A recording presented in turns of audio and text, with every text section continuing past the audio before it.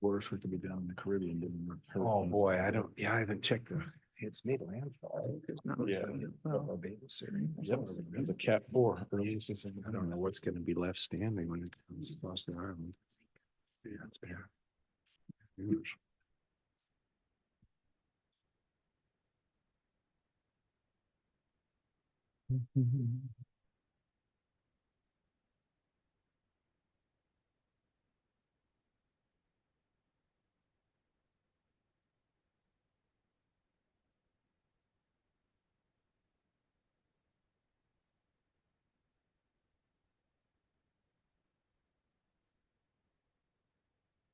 For at least another 20 seconds.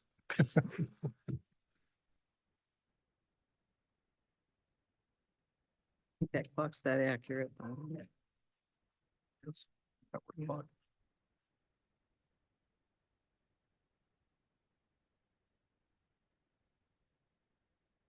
Hey, good evening. Welcome to the July 1st regular city council meeting for City of Ellensburg. We'll begin with the Pledge of Allegiance led by Councilmember Lowquist. I pledge allegiance To the flag of the United States of America and to the republic for which it stands, one nation, under God, with indivisible, with liberty and justice for all. Will the clerk call the roll? Bochamp. Here. Goodlow. Here. Locust. Here. Elliott. Here. Miller. Here. Palmer. Here. Thompson. Here. Okay, no proclamations, awards, or recognitions, so we'll move on to approval of the agenda. I will move for approval of the agenda. second. Motion second to approve the agenda as presented. Is there any discussion? Hearing none, all those in favor signify by saying aye. Aye. I too will vote aye. Opposed? That motion passes. Consent agenda. Motion to approve the consent. I'll second. Motion second to approve the consent agenda. Is there any discussion? Hearing none, all those in favor signify by saying aye. Aye. I too will vote aye. Opposed? That motion passes. Page 75, item 6A is board and commission appointments.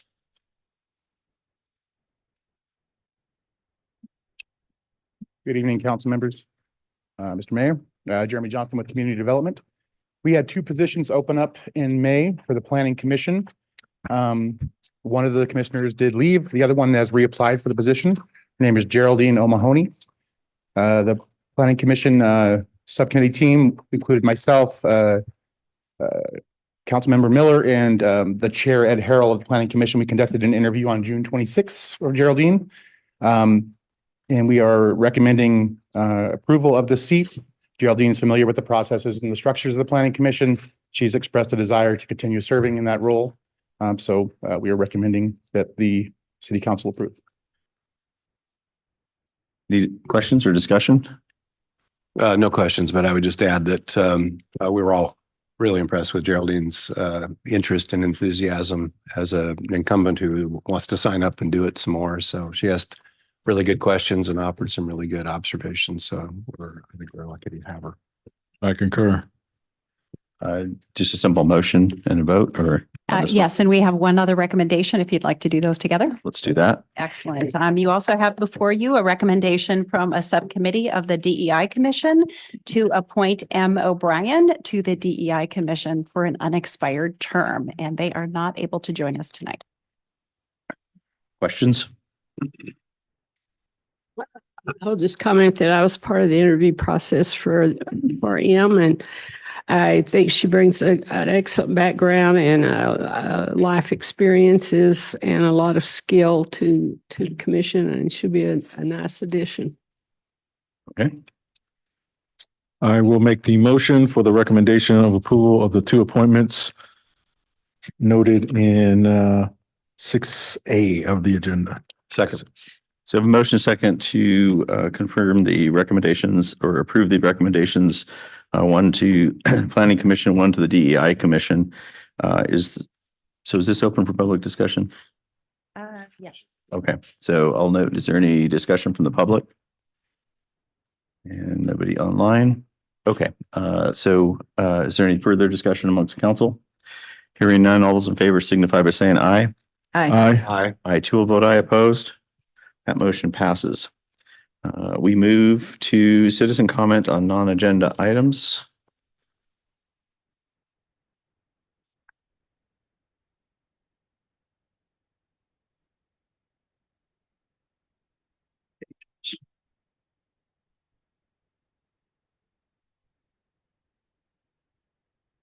Thank you. Okay, Mr. Coleman. Sorry, I'm just going to read the instructions here.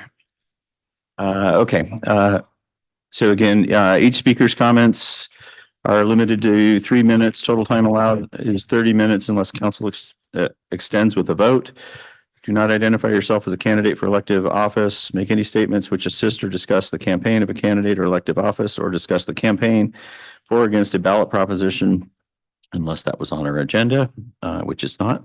Speakers providing comments may only address the council on matters identified in the registration form and concern city business over which the city council has control. When recognized to speak, name, whether you live in Ellensburg, Kittitas County, or elsewhere, and representing yourself or others, and then the topic on which you wish to speak on.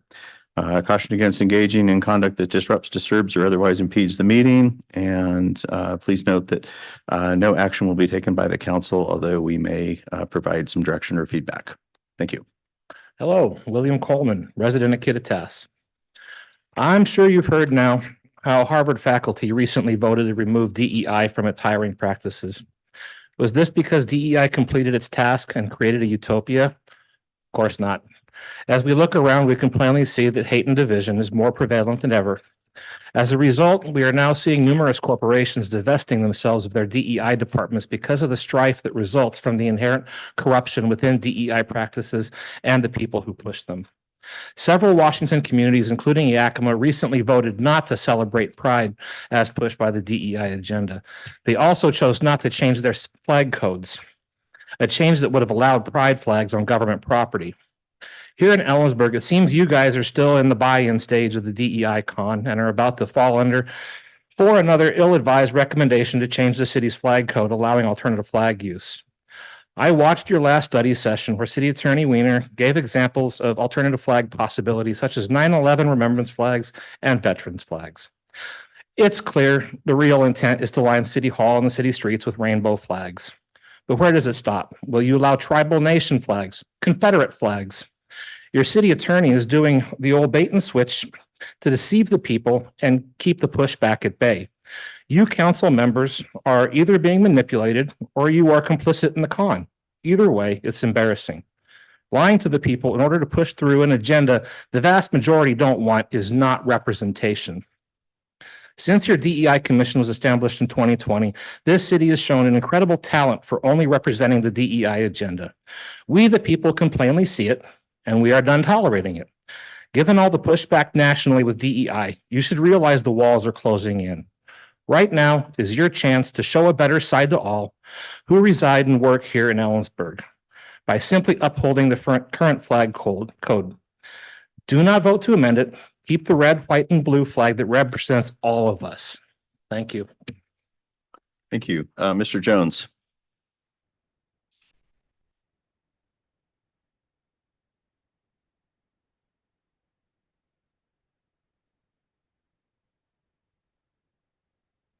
Howard Ellensburg resident, 601 North Sprague.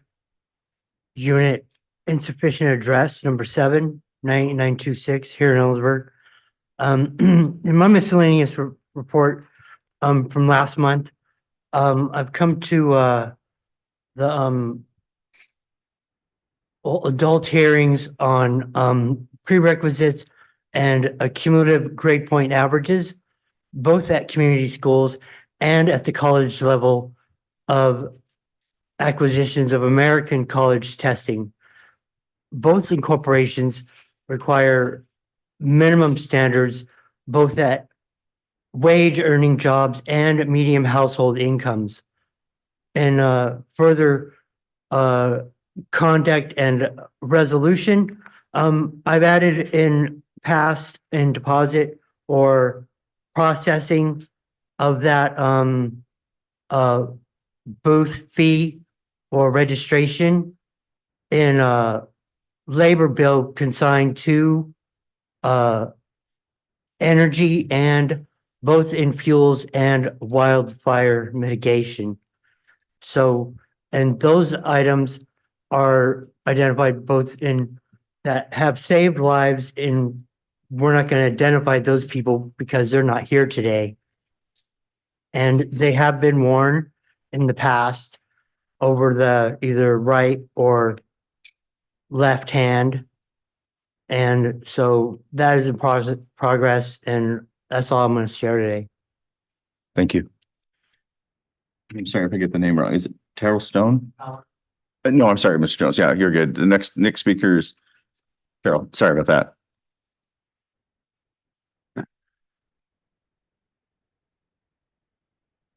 Terrell Stone, Ellensburg resident. I'm speaking on behalf of myself.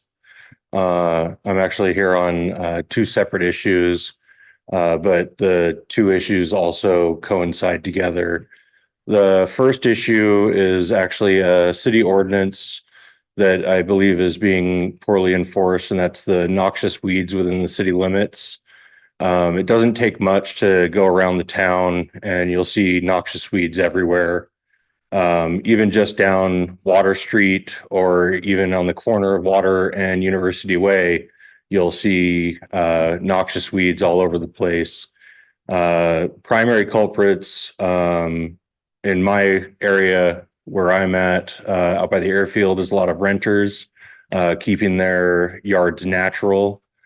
And it makes it very hard as a homeowner to try and keep our yards nice and to stay within the ordinance to keep our yards free of noxious weeds. The other part is with the more mild winter that we had, bug infestations in the city limits this year have gotten really bad. My daughter is a student at Ida Nason. She has come home from school multiple days this last year with ticks on her. We have talked with other parents this year towards the end of the year, May, June, that had their students come home with ticks on them. We have our daughter in Right at School, the after school program that is currently at Mount Stewart. Yeah, Mount Stewart, the one right across the street from Ida. They're in the temporary buildings there, and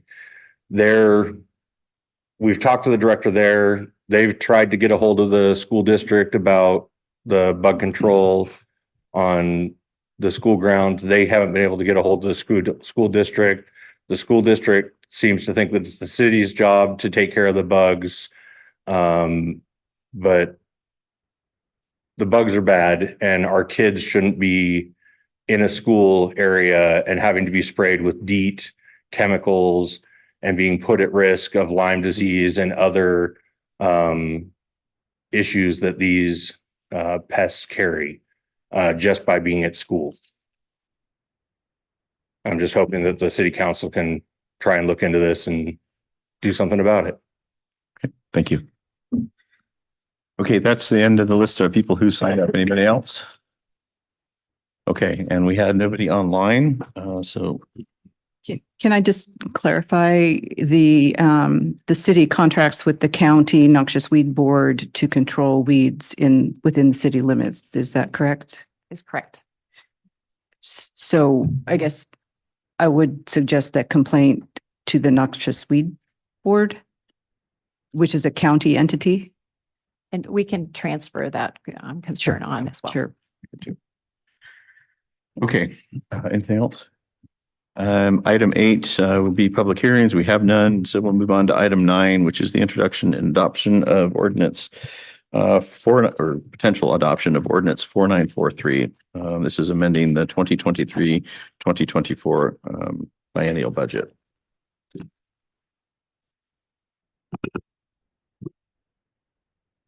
Good evening, Mayor Elliott, Council. I'm Gloria Lanfear with the city's finance department.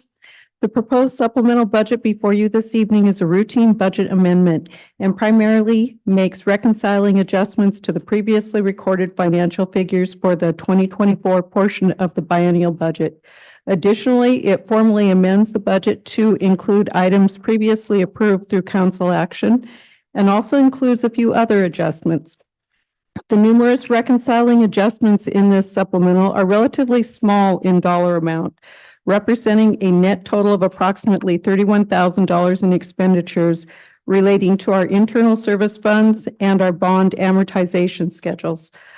Items that have previously come before council include the request for affordable housing expenditure of $1.2 million and the Connecting Housing to Infrastructure, also known as the CHIP 2 grant revenue of $1 million.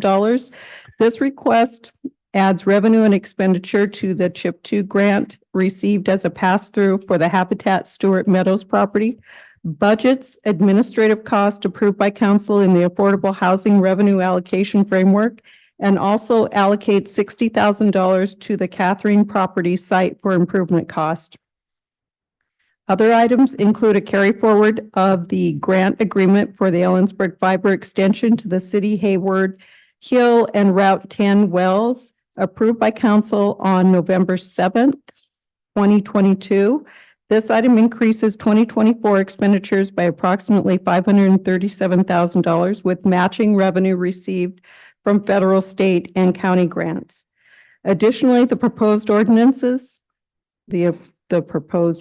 includes an upgrade of the payroll benefits technician position in the finance department to a payroll benefits specialist, and increases FTE from 0.5 to a maximum of 0.75 to respond to increased workload.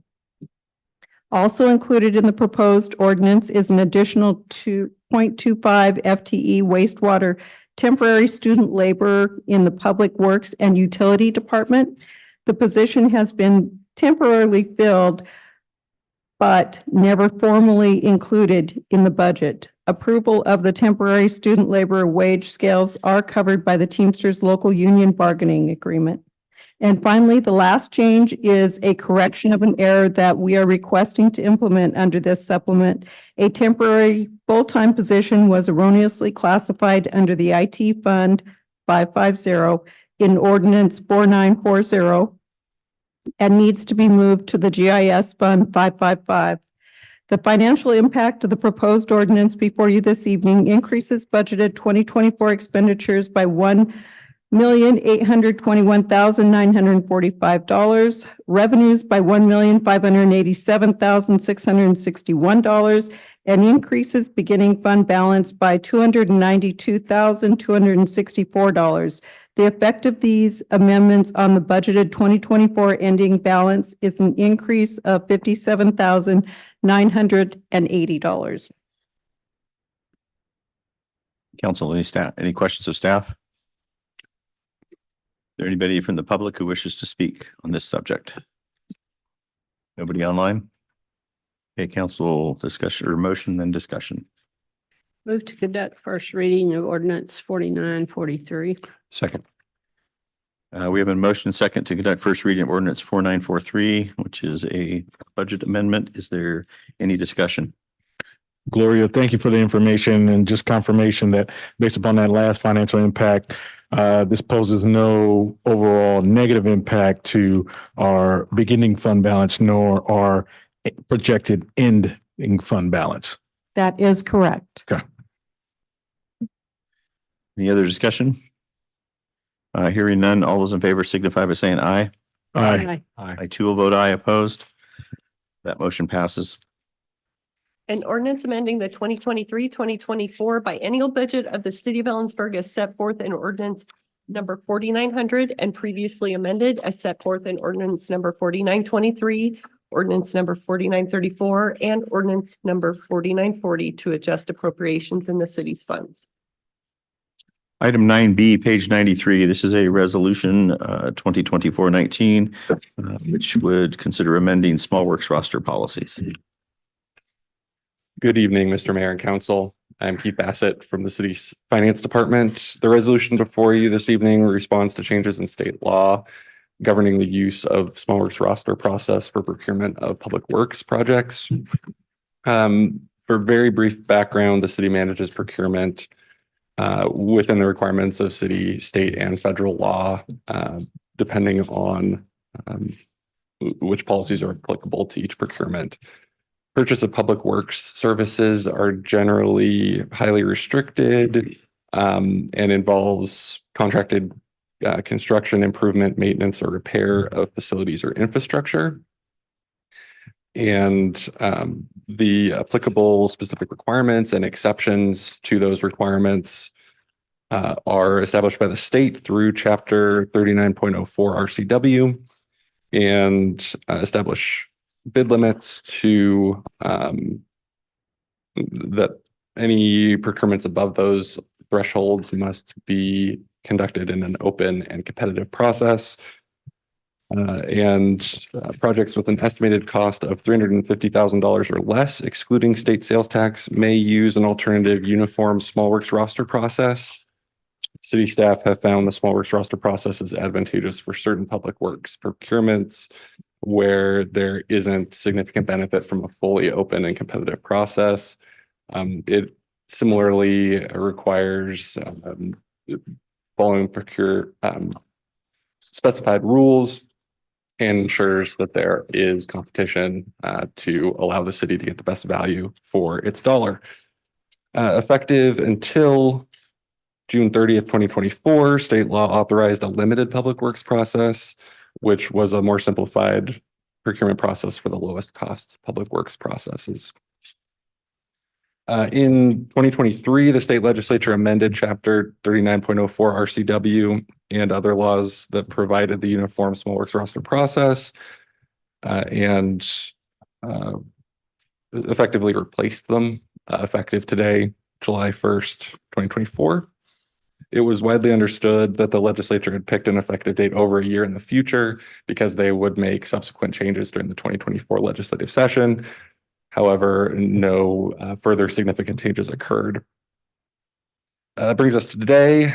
The city council is required by the restated laws to adopt a resolution or ordinance implementing a small works roster process.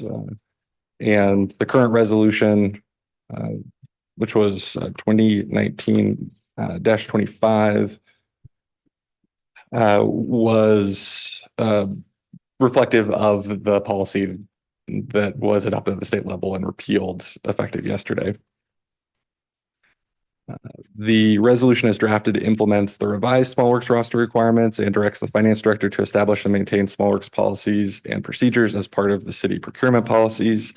The finance director has existing authority via resolution 2019-08 to revise and amend the updated city procurement policies as needed to maintain the compliance with applicable state and federal requirements. Adopting the resolution as drafted will allow for flexibility to update and maintain small works policies and procedures administratively in conjunction with the other elements of the city procurement policy.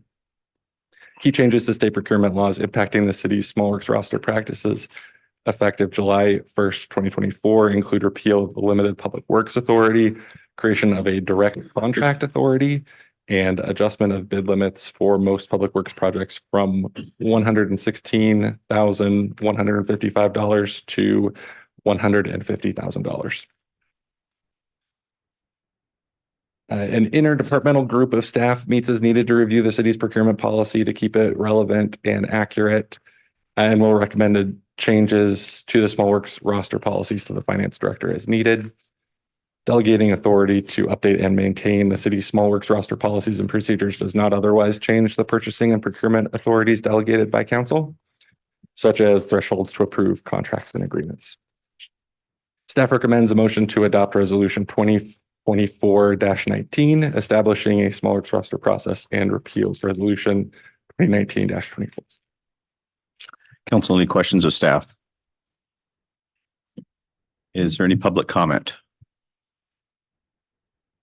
See none online and none in the audience, and we're left with a motion. Mr. Mayor, Go ahead. I'll move approval of resolution 2024-19, updating the city's small works policy, public works contracts, and repealing resolution number 2019-24. Second.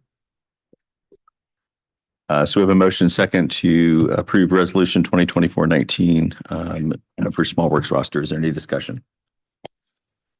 Hopefully this simplifies it for you.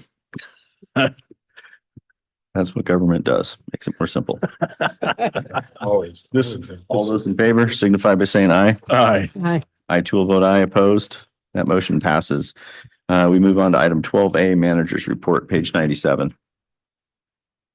Well, good evening, Council. Heidi Behrens-Sternway, City Manager. The manager's report contains a number of items. Just a reminder that our grant programs are all open for application till the end of August. We have a very lengthy chip seal program scheduled for this year. We're going to do almost 10 miles of streets again, and so lots of disruptions. And if they're doing your street, please turn off your sprinklers in advance and leave them off for a bit of time in order for the materials to settle and the work to be done. And we'll have some additional materials out to remind the community of the actions they need to take and the access or the roads that will be treated as well. Our staff, Chuck Doan, is actually doing an educational session on the state energy code for developers in the community coming up on July 17th. Everyone is welcome. That's here at City Hall. And then also, as part of the packet today, you have your 2025-2026 budget calendar. And so if you have any questions about the steps we'll be taking between now and the end of the year to bring in a new biennial budget that will cover and include your priorities over the next 2 years, please refer to that. We're going to start internally in July. Our staff are already working on proposals, and then we're going to start with you at the end of October with a revenue workshop, and we have some other public workshops for the community scheduled as well. So any questions on that, let me know. In addition to what's in your packet, I have a letter of support, essentially. We've been talking with Chamber of Commerce and also Centrifuge about a potential merge, and they are working on terms for that merge. You have a letter on the dais that actually says provides some council support in concept for the merge to actually improve how we do economic development in our community. So we'd look for a motion to approve the mayor's signature on that letter. Council? So move. Second. I have a motion second to approve the mayor's signature on the letter dated July 1 to the Kittitas County Chamber and Centrifuge supporting the consolidation or merger effort. Is there any discussion? I will just say I've been involved in the conversations, and that's part of my council update. It's been a little bumpy, but that's kind of understandable, given the fact that we're bringing together two organizations. But I do believe this is in the best interest of not only City of Ellensburg, but Kittitas County and both organizations. So any further discussion? Well, just congratulations on getting as far as we have. And if this is what pushes it over the finish line, if that's what's needed, I'm all for it. All those in favor signify by saying aye. Aye. Aye. I too will vote aye. Opposed? That motion passes. Excellent. And a couple last things. A lot of folks in the community know that the grants pass decision was released by the Supreme Court this week. Our attorney and a lot of attorneys across the Northwest especially are looking at the impacts to that, and we'll bring back a presentation to you at a future meeting. So it's going to take some time to figure out how this plays with current state law and other policies as well. And then finally, I would offer regarding the flag and banner ordinance, it is staff's job to serve the community and serve the council and to bring you information. If folks have questions about the intent behind some of the issues that we're addressing, I would be happy to sit down and talk to them so they're not making assumptions about what staff is doing. The flag and banner policy, as you all know, is a very complex issue, and it actually starts with this Supreme Court decision, and we're trying to correct some of the gaps we have in our code to make sure that we have some solid policy in place. So again, I would offer that to anyone who is in the room or not in the room. If you're interested, we'll make some time to talk about what that policy is all about. Thanks. Thank you. Any questions for the city manager? Do we have an executive tonight? Yes, we have a double executive session. We're going to do council member reports first because that's our agenda. Spochomp? I have nothing. All my stuff's coming up this week and next. Awesome. That's good though.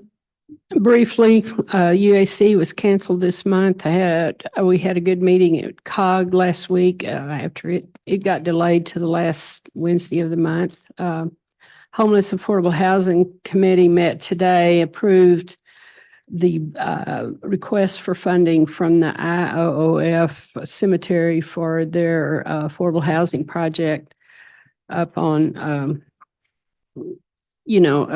up there, Radio Hill. north of here. Attended we had a Juneteenth debrief meeting this week, and plan to continue to do that, and a lot of good input and a lot of good ideas. And I think the groundwork was laid for strategy for next year. I appreciate Councilmember Palmer's leadership on that. I was sorry I had to miss it, but from all the things I heard, it turned out to be a very nice event. So I'm glad that we got off to a good start with that. DEI Commission meets this week. Next week, we have one more interview to do to fill our 2 positions. We will look at the new person that we're interviewing, as well as the interview that we had earlier this summer, and we'll make a decision about the 2 candidates and which one we feel is best qualified for the commission at that time. And we'll bring that back to you all as soon as we do it. Thank you. Councilmember Lillquist. I attended the Juneteenth celebration, and that's all. I went fishing. Awesome. That's not fair. Councilmember Miller. I've had a pretty light. I was light a couple of weeks too. I was out of town for a stretch. Attended the rescheduled PTAC meeting last week, and basically the commission has approved the transit plan to bring forward to council. I think it'll be at our next meeting. It's submitted annually to DOT, so it's a good update. And then, as indicated earlier, I participated in the interview with the Planning Commission applicant, and that was effective. Also, just wanted to say a few words about the recent theft of the pride flags at the United Methodist Church in Ellensburg. I know Daily Record's been reporting on that, and I think they've done a good job in bringing that information to the community. And I don't know what to say other than it's just appalling that this is happening in our community. But as we know, unfortunately, acts like these are all too common, especially for targets of hate and intolerance. I just, I don't know that we'll ever really know the reason or the why in this case, but we do know what it is, and it is criminal. And beyond the stealing itself, which is enough to get most people in hot water with whoever they report to, these acts show a basic lack of decency, in my opinion, and a lack of respect for members of our community. And we should all care about that, in my book, anyway. I know that Ellensburg is better than this, and we now have yet another opportunity to show that. And I think that's both sad and hopeful. So that's all I'll say. Councilmember Palmer.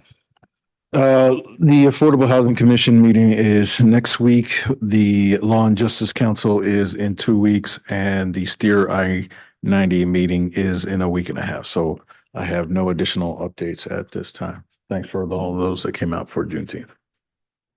Councilmember Thompson. Also pretty light, mainly interviews right now to fill positions that are open. So that we've had quorum issues on a few as we look to fill. So outside of that, I think it's just that time of the year when everything turns over and we got to find new bodies. So if there's something you want to do, go apply. Now's a chance to do it. But other than that, that's it. Awesome. Thank you. Just a couple of things coming up, and one thing that I know the city manager passed out to council members, but to the large viewing audience, I'd like to just talk a little bit about the emergency management exercise that we conducted late last week. I've done hundreds of these in my career, and I'm not exaggerating. And this was very close, if not the best sort of outcome. And when I say that, it's about getting people to engage. The scenario was the internet's down, suspected, that that's intentional. It's down for everybody and there's no date that it's coming back.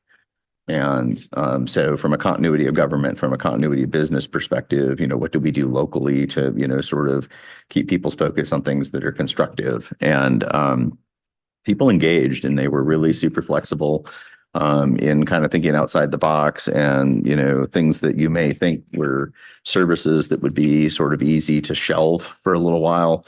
Probably aren't in a situation like that. And so we were talking about building capacity, like parks programs, those types of things, and just disseminating information without the internet, becomes really, most of our phones didn't work if the internet goes down. And the reality is that that's going to get worse, not better. And so there was some technology workarounds. And the reason I'm kind of going over this is we have an outstanding staff that sort of gets it, and that we're here to serve the community, to take care of each other.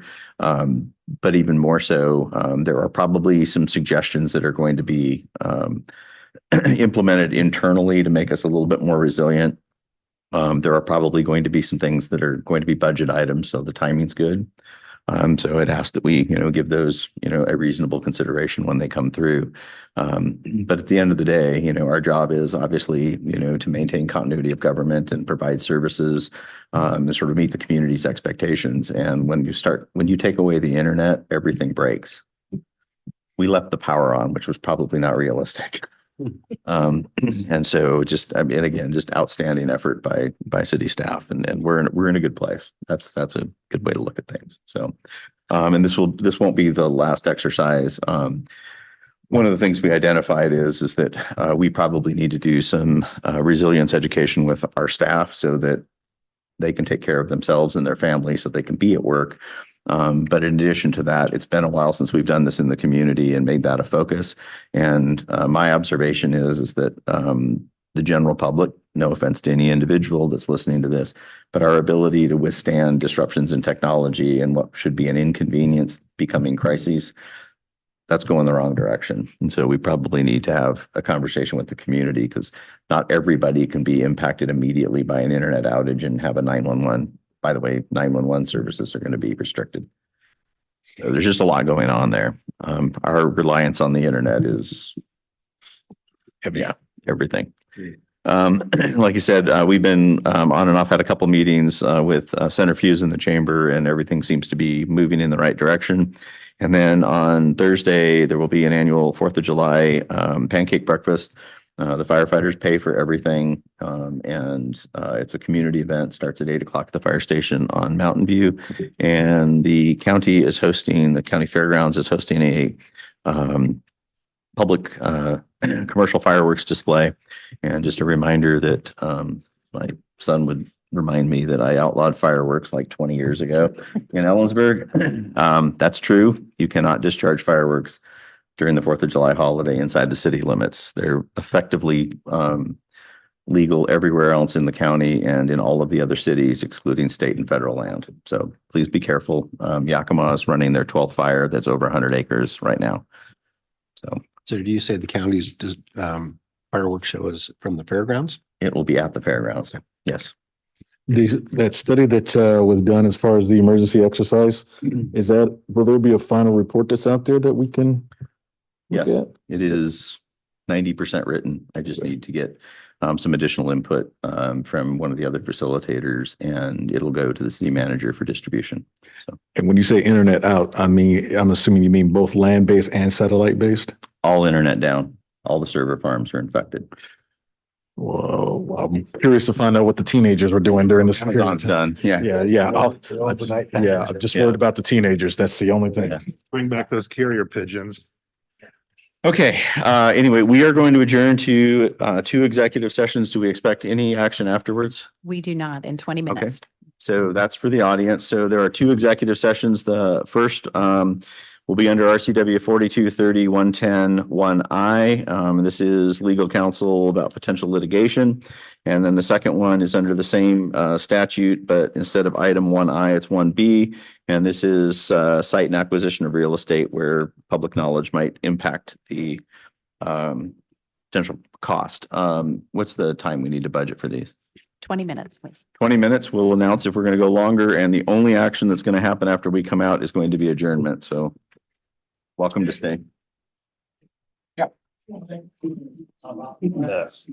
Notified by administrators, bring out the kid attack this morning, somebody put in American flags.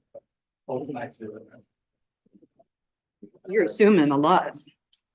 Assuming a lot. The other side is. I was just speaking to what happened. I'm not questioning anything else. Rainbow flags, just saying, both sides are doing so. It's wrong. It's wrong. Sure. 833. 9236. Right. Thank you. You're welcome. Thank you.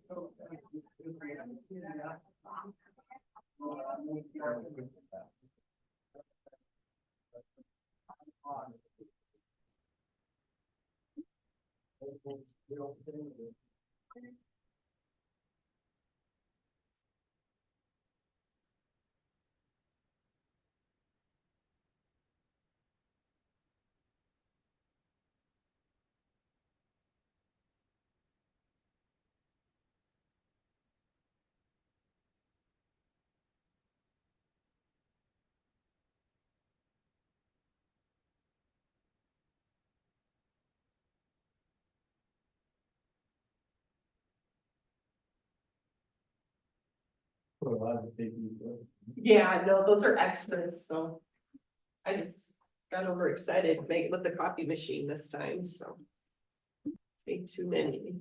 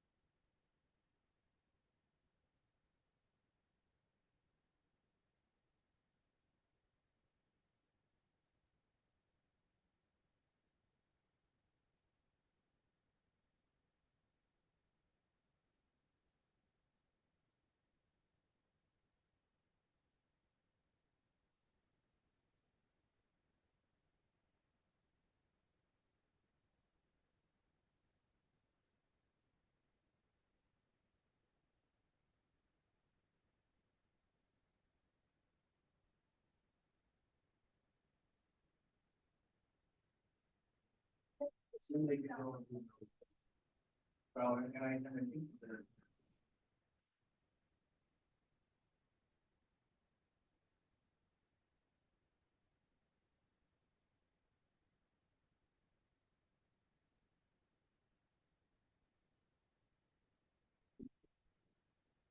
Okay, open.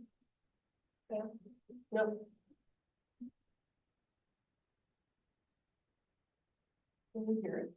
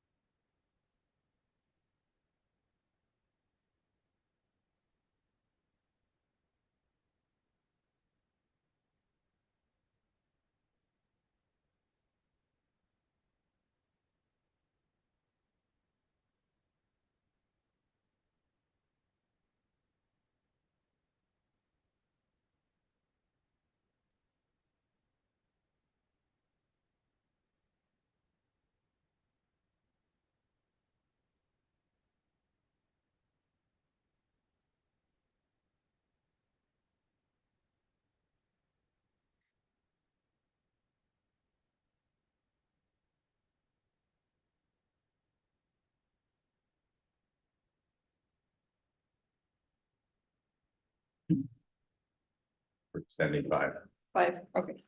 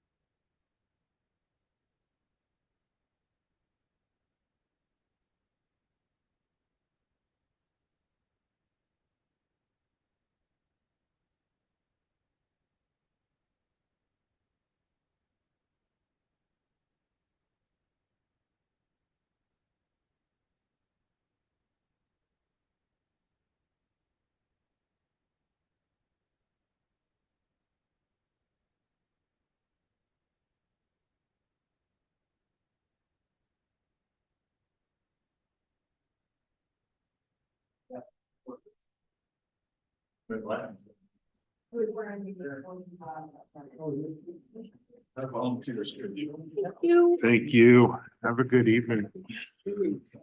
Motion to adjourn. Motion to adjourn. We are adjourned. Okay. We go. We almost beat 8:00. Have a great evening. Sun is still out.